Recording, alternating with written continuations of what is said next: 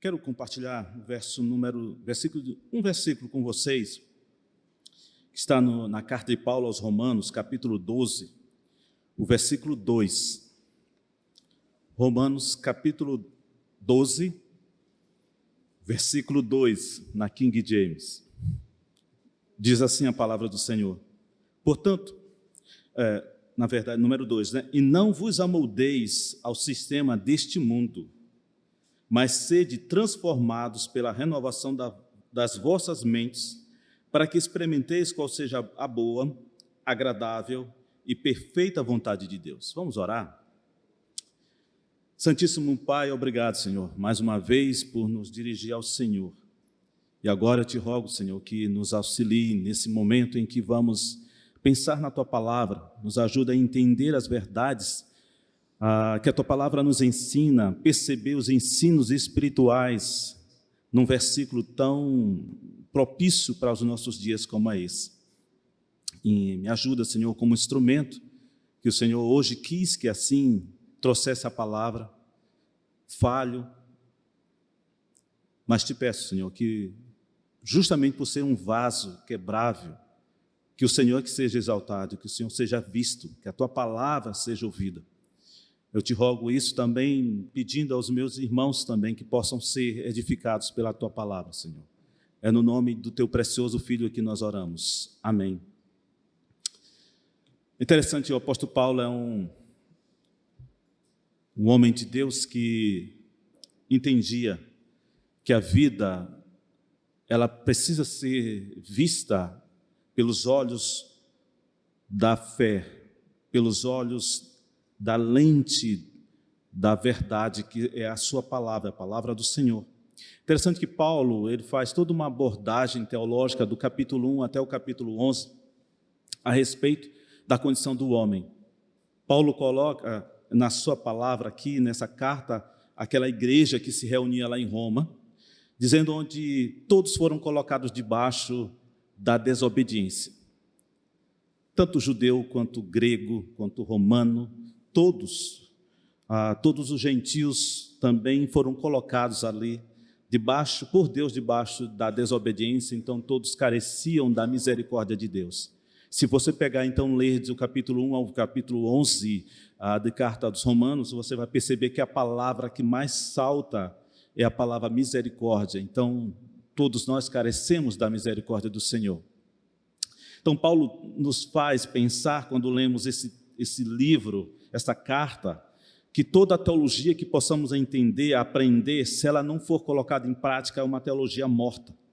Então, caso isso não aconteça nas nossas vidas, a nossa teologia, o que nós temos aprendido, ela é uma teologia morta. Ela é sem sentido para nós, ou não tem valor algum, se aquilo que nós temos aprendido ao longo dos anos, nessa caminhada cristã, nessa vida com o Senhor, se isso não for vivenciado nas coisas mais simples, mais triviais do nosso dia, isso é uma teologia morta, não tem valor algum. Porque a palavra do Senhor nos ensina para nós vivermos a partir de hoje. É nesse tempo presente aquilo que Ele quer nos ensinar, através da sua palavra. Então, o que nós temos visto hoje é muito pouco diante do que o apóstolo Paulo nos chama a entender isso, que essas verdades eternas precisam ser implementadas aqui nesse tempo presente, que todos os dias, sabe, este mundo tenta desfigurar aquilo que nós aprendemos como vontade de Deus, como verdade de Deus, como um padrão de vida para nós, no mundo onde há uma guerra contrária a essas verdades que o Senhor deixou para nós, para que nós pudéssemos entender e saber com a sua vontade e viver conforme aquilo que os preceitos do Senhor está estabelecido. No mundo nesse que nós vivemos, um mundo morto em pecados e delitos, em um mundo que afronta continuamente o propósito do Senhor para a humanidade. Paulo diz, não vos amoldeis ao sistema desse mundo. A leitura que eu faço, meus irmãos, e sinto a respeito dessa primeira parte desse versículo, é um apelo de Paulo a nós. É como se nós, Igreja de Cristo, estamos sendo prensados contra uma parede chamada sistema desse mundo. Pensa comigo. Imagina que você ganha um presente, um objeto, que alguém, um amigo, um parente qualquer te deu, e você, ao receber, você tem a curiosidade de querer tirar aquele objeto do invólucro que faz parte daquilo que ele te deu. Então, esse objeto ele foi colocado de forma a tomar a forma, né, desta caixa ou desse invólucro, onde isso foi feito numa fábrica, onde era necessário um equipamento específico, que só existe nessa fábrica, para tirar o ar, para dar o torque necessário, a força proporcional, para que esse objeto se adeque àquele lugar, sabe, que aquele objeto se acomodasse de forma perfeita para aquilo. Você, então, dentro da sua curiosidade, tira esse objeto de dentro daquela caixa ou daquele invólucro. Difícil colocar de novo da mesma forma, né? Nós não conseguiríamos. Sabe, um dia, eu e você, também estávamos sob uma pressão, sob um torque, que nos fazia andar conforme os desejos da carne, conforme os ditames deste mundo, conforme essa sociedade caída, conforme este mundo tenebroso em que nós vivemos, que afronta todos os dias a verdade eterna que o Senhor deixou para nós. Contudo, em João 8,36 diz que se o Filho vos libertar, verdadeiramente sereis livres. Queridos, uma vez que fomos libertos do sistema que nos aprisionava, a palavra nos exorta a não nos deixar de voltar aos moldes antigos, a forma desse sistema mundano que rege o presente século, que nos fazia desobedientes e não mais a responder de forma aquilo que o Senhor esperava que todo homem criado por Ele fizesse, vivesse em obediência, a exemplo de Jesus Cristo. Sabe, esse presente século nos impulsiona a não olhar para a palavra de Deus como bússola eterna, como azimute que nos conduz ao lugar secreto na eternidade com o Senhor Jesus Cristo. Se um dia você foi liberto deste mundo tenebroso, Paulo está dizendo, não volte a tomar essas mesmas atitudes, não volte aos mesmos moldes de antigamente. O próprio apóstolo Paulo, em Efésios, capítulo 2, do versículo 1 ao versículo 3, diz, Ele vos concedeu vida, estando vós mortos nas vossas transgressões e pecados, nos quais andastes no passado, conforme o curso deste sistema mundial, de acordo com o príncipe do poder do ar, o espírito que agora está atuando nos que vivem na desobediência. Anteriormente, todos nós também caminhávamos entre eles, buscando satisfazer as vontades da carne, seguindo os desejos e pensamentos, éramos por natureza destinados à ira. Paulo fala que nós éramos rebeldes contra o Senhor. Nós afrontávamos ao Senhor. Nós estávamos continuamente em pé de guerra com o Senhor. Por isso que o próprio apóstolo Paulo vai falar na sua carta aos Coríntios, que Jesus Cristo, enquanto estava ali naquele momento, na cruz, citando cada nome daqueles que ele ia derramar o sangue, ele estava ali naquele momento nos reconciliando com Deus Pai. Porque a ira do Senhor estava sobre todos aqueles que não confessavam a Cristo como Senhor, que não entendiam o plano e se rejeitava, se rebelava quanto ao plano de salvação que o Senhor Deus estabeleceu no sacrifício de Cristo, como a forma de tomar o meu lugar, me substituir a cada um de nós aqui. Queridos, não nos enganemos, somos continuamente bombardeados por esse sistema que é contrário ao reino de Deus. Todos os dias somos confrontados a respeito do que cremos, em quem cremos e como cremos. Há muitos cristãos nominais que dizem que acreditam em Cristo, acreditam que o Senhor Jesus Cristo foi lançado no madeiro, acreditam que ele é filho de Deus Pai, é Deus também. Mas como vivem, não expressam o que crê. O sistema desse mundo é um reino contrário a Deus. Nós estamos dentro desta guerra. Há um sistema que se levanta contra o reino de Deus. Há um reino das trevas que milita contra os que são filhos da luz. O Deus desta presente era perversa, cegou o entendimento dos descrentes, a fim de que não vejam a luz do evangelho da glória de Cristo, que é a imagem de Deus. Nos fala em 2 Coríntios 4:4.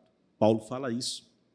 O Deus do presente século, da presente era, cegou o entendimento das pessoas.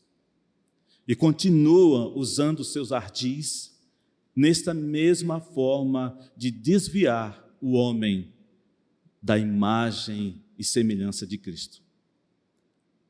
Algumas semanas atrás, há umas 2 semanas atrás, no estudo pela manhã eu falei sobre a imagem criada, a imagem após a queda e a imagem que Deus quer restaurar. É isso. O príncipe da Pérsia, o príncipe do presente século, tem cegado tantas pessoas, para que eles não vejam a luz do Evangelho, a glória de Cristo, o Evangelho que o próprio Paulo fala, que é o poder de Deus para transformar a condição do homem miserável, perdido, pecador, preso em seus delitos e pecados, que vai para o inferno, vai morrer a eternidade, perecer por toda a eternidade, a não ser que nós, eu e você, nos levantemos como igreja e proclamemos a respeito deste Deus maravilhoso, que fez um plano para nós, que nos alcançou pela sua maravilhosa graça. Mas como nós podemos fazer isso? Não nos amoldando a este sistema que está hoje levando tantos à perdição. Há uma ameaça muito persistente, queridos, contra uma vida consagrada. É a atração exercida pelo meio ambiente em que vivemos. Ao nosso derredor, os homens organizam suas vidas diárias de maneira que dão a entender que não precisam de Deus, que Deus está morto, que Deus não faz diferença alguma e que Deus pode ser ignorado com toda a segurança. Essa é uma ameaça contínua, todos os dias. As pessoas estão sendo ludibriadas dentro desse pensamento do presente século, do mundanismo, que muitas vezes invade a igreja. O mundo em que vivemos é um mundo caído. Um mundo que produz sua política, arte, música, religião, entretenimento, modo de pensar e de viver próprio, e procura conformar todos à sua cultura e seus costumes. Nós, meus queridos, temos a mente de Cristo, que nos faz pensar de forma diferente. Uma mente transformada a partir do Evangelho, da graça que nos alcançou, que nos transformou, que nos tirou do império das trevas, que nos transportou para o reino da luz e nos deu uma nova perspectiva de vida, um novo propósito para a vida. Há quantos mortos-vivos que estão aí trilhando, andando no dia a dia, você se bate com eles todos os dias e eles não sabem que estão mortos em seus delitos e pecados. Estão conformados com essa condição mundana em que nós vivemos, onde a degradação moral cada dia mais é presente, onde os valores eternos do Senhor é jogado no lixo, como se nada valesse, meus irmãos. Nós não somos desse mundo. Por isso nós não podemos nos amoldar, nos conformar com essa realidade. O Senhor Jesus Cristo disse: se vós fosseis do mundo, Ele vos amaria como se pertencesse a Ele. Entretanto, não sois propriedade do mundo, mas eu vos escolhi e vos libertei do mundo, por essa razão o mundo vos odeia. João 15, 19. Nós somos odiados. Somos odiados porque nós levamos o evangelho da paz. Somos odiados porque nós, quando apresentamos as virtudes do reino, no proceder, neste mundo que é tenebroso, nesse mundo onde o sistema se levanta para que você viva em conformidade. Não tem problema nenhum, uma corrupção aqui, outra ali. Sabe, as pessoas já estão se acomodando aos ditames desse tempo. Você já deve ter ouvido uma expressão assim: fulano, quando foi governador, olha, ele roubava, mas pelo menos ele fazia alguma coisa. Sabe como nós nos conformamos com essas coisas? Quando a gente diz, não, nós podemos abrir um precedente aqui, né? Esse padrão, não, olha, ele fez isso, mas ele não tinha entendimento. Talvez não tinha entendimento porque você não foi firme com ele. Talvez porque nós não proclamamos o que é verdade e o que diz que é pecado. Muitas vezes nós nos conformamos, eu vou pedir desculpa para o meu irmão. Não, meu irmão, você tem que pedir perdão. As pessoas não querem mais falar de pecado. Não, houve ali um deslize.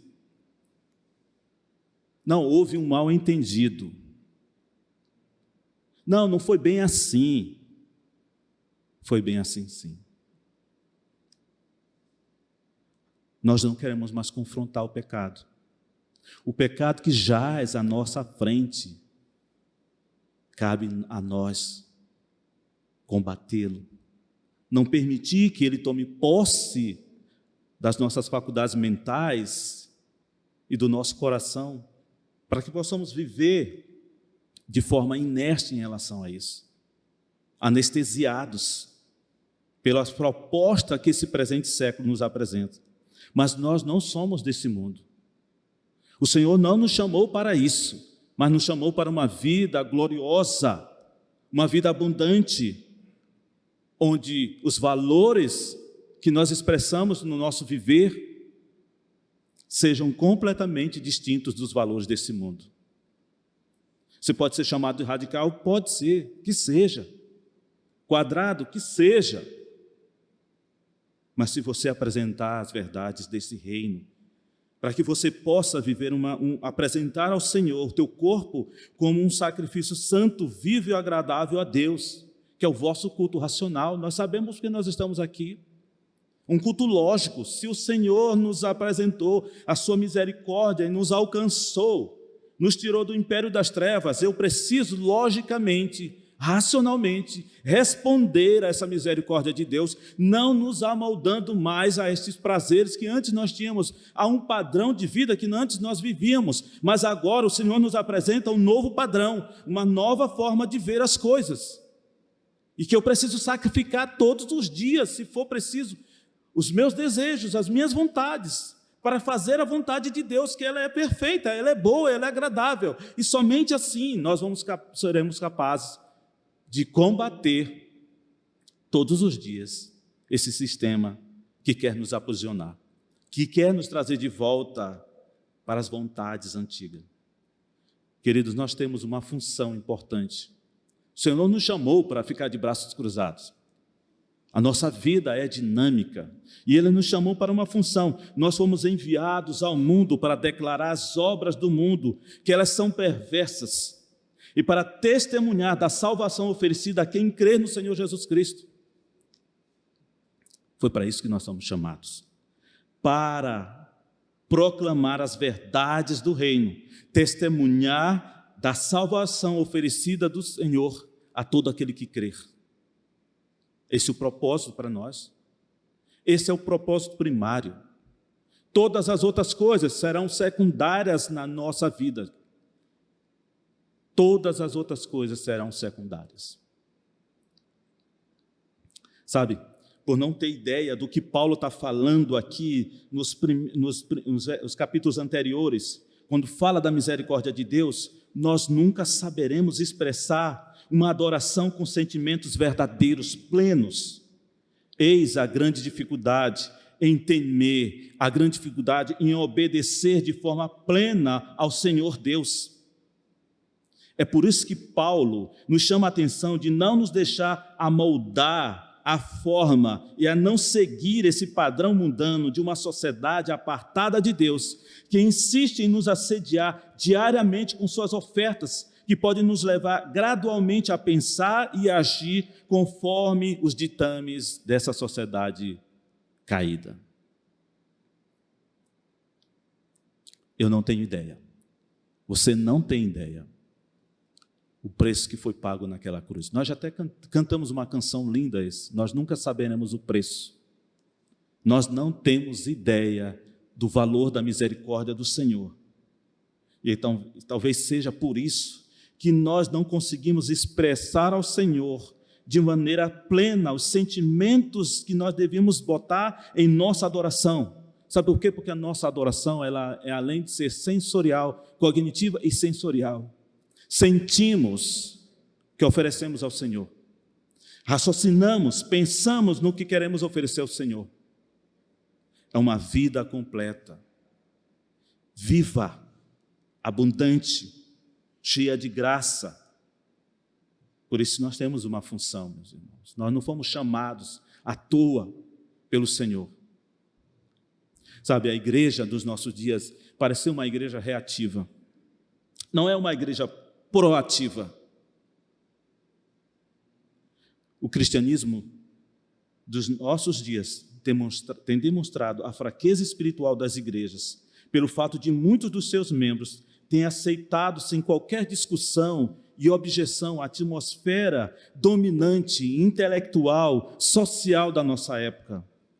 O secularismo, o mundanismo tem corrompido, tem corroído as bases do nosso entendimento sobre os efeitos da graça divina na nossa salvação. Quando nós estamos flertando com essas coisas prazerosas desse tempo que é efêmero, que é passageiro, muitas vezes nós trocamos aquilo que é eterno, que é divino, que é glorioso, por coisas passageiras, efêmeras, sem valor algum. E quando nós nos deixamos dominar, ou com o nosso intelecto, ou a nossa vida social, pelo que é o secularismo do nosso tempo, nós desviamos da nossa mente, do nosso coração, o efeito da graça divina na tua salvação. A igreja, ela é reativa só, não é proativa. Sabe, essa semana eu estava lendo um livro de Hernandes Dias Lopes, quando fala sobre a intervenção de Deus na história, fala sobre a história da igreja. Eu compartilhando com Luciana, empolgado, e eu dizia: Luciana, foi um tapa na cara ler esse livro, quando eu via os nomes como Hans John Wycliffe, Martim Lutero, os morávios, os pietistas. Sabe, o avivamento na Inglaterra, com os puritanos, avivamento nos Estados Unidos, avivamento na Escócia, na Suíça. É interessante que o Senhor levanta um remanescente fiel. E esse avivamento, ele alcançava um país.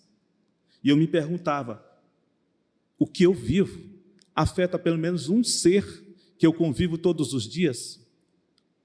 Será que as pessoas com quem eu falo durante a semana veem a glória de Deus na minha vida? Esses homens deram a vida, morreram decapitados, esses homens morreram em estacas, esses homens morreram em fogueiras, e louvando ao Senhor, e até pedindo que aqueles que estavam criando aquela situação, levando aqueles à morte, fossem perdoados. A palavra de Deus diz que, o Senhor Jesus Cristo diz que as portas do inferno não iam prevalecer contra a sua igreja. E muitas vezes a gente pensa que é o inferno que vem contra nós. Mas o texto está dizendo é que é a igreja que avança. Mas parece que para o nosso tempo, é isso que acontece mesmo. É o inferno que está avançando contra a igreja. É o mundo que está avançando contra a igreja. Enquanto é que nós deveríamos entrar no inferno batendo com os 2 pés na porta, nos portões do inferno, proclamando as verdades do reino, trazendo o evangelho libertador para as pessoas, para que eles possam conhecer a verdade do reino, a verdade que liberta, que transforma as vidas. Mas muitas vezes nós estamos tão apáticos. Talvez a gente esteja entrando dentro de um pensamento que eu mesmo até já compartilhei, de achar, não, o evangelismo do nosso dia é esse evangelismo relacional. Não cabe mais aquelas campanhas evangelísticas, não cabe mais os cultos na praça. Isso é engano. É o evangelismo relacional, é o evangelismo de praça. É o evangelismo de campanha de missões que deve acontecer sim, meus irmãos. Talvez seja muito mais confortável para a gente vir todo domingo aqui, ficar sentadinho, ouvindo a palavra, esquecendo que o mundo está nos pressionando para voltar às velhas práticas. E aí nós devíamos ter uma ação proativa, ir contrário a esse sistema. O Senhor nos fez para que nós deveríamos ter uma vida gloriosa, na certeza de tudo aquilo que Jesus fez lá na cruz do Calvário. Nos dá esperança da eternidade, quando o Senhor nos reconciliou com Deus através da obra de Cristo. Contudo, parece o contrário. Contentamos-nos em nos amoldar às convenções ditadas por essa sociedade corrupta, perversa. Somos ameaçados pelo perigo de irmos sendo gradualmente modificados para entrar em conformidade com algo que não pode perdurar.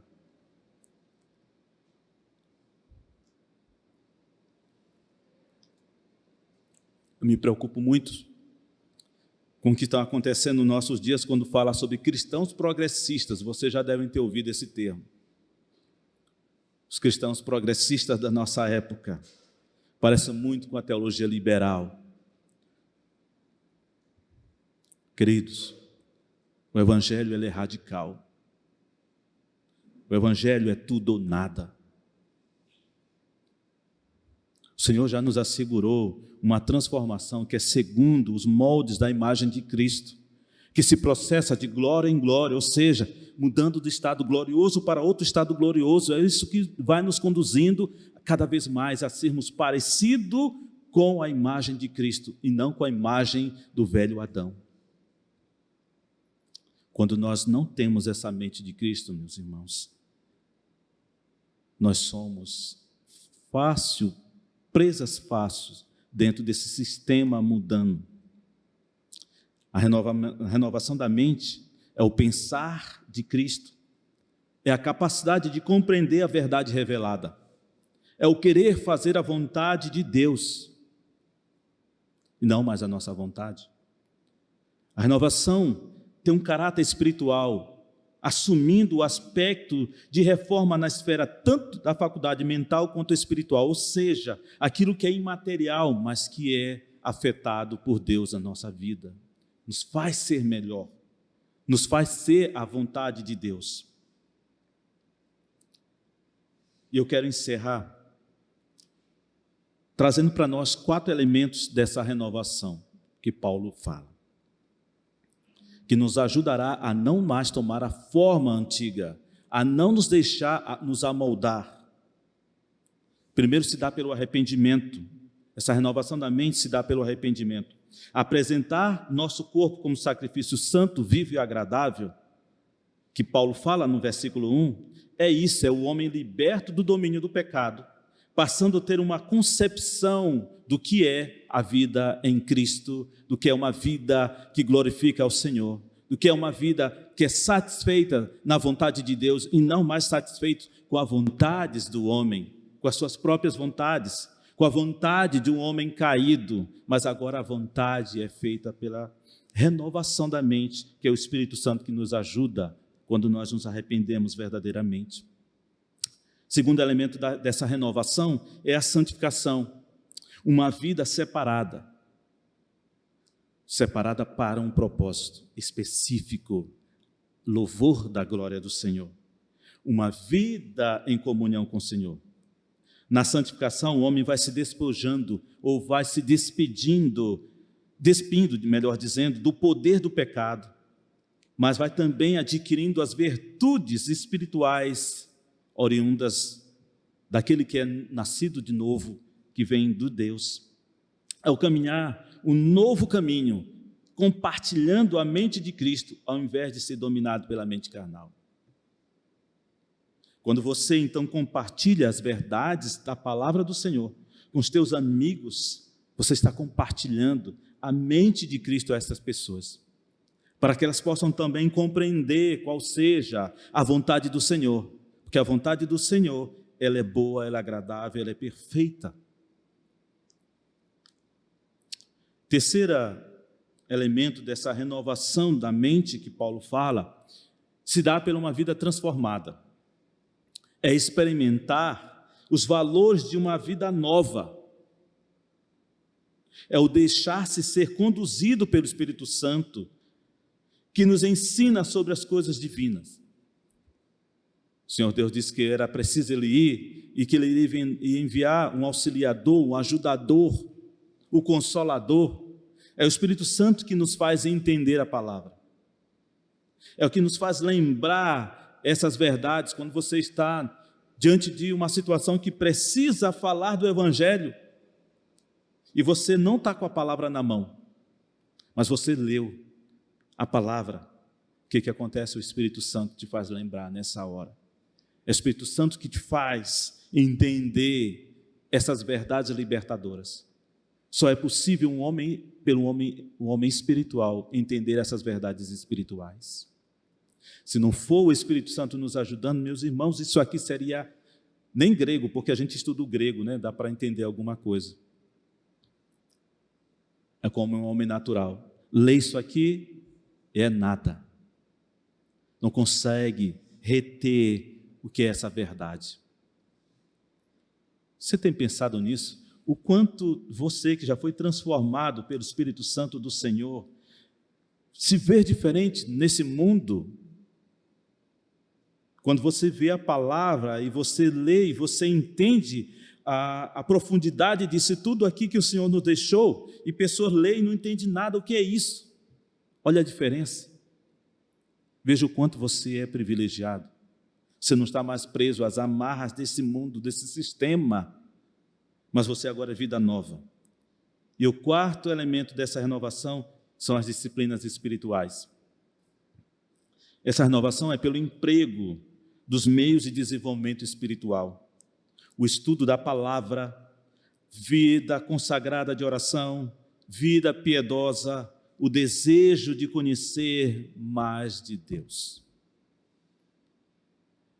Por essas disciplinas espirituais, é o que Paulo fala, em desenvolver a vossa salvação, é isso aqui. Você só tem essa mente apurada de Cristo se você desenvolver essas disciplinas espirituais, que se dá pelos meios de estudo da palavra, da oração, onde a oração nos ajuda muito a entender a vontade de Deus, nos conformar à sua vontade, uma vida piedosa, uma vida dedicada ao Senhor, e o desejo de buscar a Deus, o desejo de conhecer mais e mais o Senhor. E quanto mais desejamos conhecer, mais o Senhor se revela a nós, mais o Senhor se apresenta a nós pela sua palavra. Queridos, não vos amoldeis ao sistema do mundo, mas sede transformados pela essa renovação das vossas mentes. Essa expressão aqui está no imperativo, na voz passiva. É a ação de Deus na nossa vida. Essa renovação se dá pela vontade de Deus e não a nossa vontade, porque poderia parecer que é a nossa atitude, a nossa vontade faria nós sermos renovados só pelo simplesmente desejo da nossa mente. E não é isso. A renovação da vossa mente é uma ação de Deus, a voz passiva aqui, imperativo. O Senhor Deus agindo em você, na sua mente, porque Ele te deu agora a mente de Cristo, para que você possa então experimentar a vontade de Deus. A vontade de Deus que é perfeita, boa e agradável. Que Deus seja louvado. Que Deus nos abençoe. Que Ele nos fortaleça. Lembrando sempre que há um sistema que está diante de nós, que se levanta contra os ditames, ou com ditames em relação à vontade do Senhor, querendo sempre afrontar aquilo que o Senhor Deus já deixou para nós, como viver para a sua glória, andar em retidão, diferente do que o mundo apresenta para nós. Santo Deus, nós louvamos a Ti, ó Pai, pela oportunidade de nos debruçar diante da Tua palavra e entender que nós não podemos nos deixar mais voltar às velhas práticas. Nós um dia fomos libertos pelo Senhor, pelo Evangelho que nos trouxe salvação e vida eterna. Abençoa para que a Tua igreja, a igreja em Coatraque, seja triunfante, que ela resplandeça a Tua glória e que muitas e muitas pessoas possam conhecer a Ti como único suficiente através das nossas vidas. Nós agradecemos, Senhor, porque o Senhor nos auxilia em todas as nossas dificuldades. E te agradecemos porque recebemos a salvação em Cristo. No nome de Jesus nós oramos. Amém.